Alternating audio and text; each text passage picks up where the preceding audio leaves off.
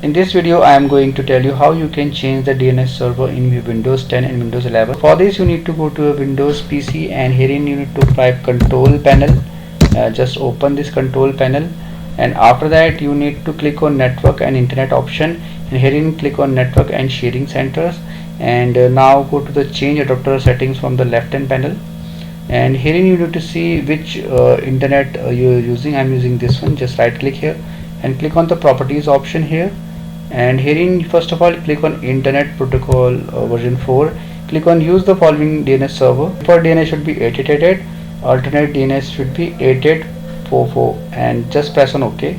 After that click on this internet protocol 6 version and click on use the following DNS server address.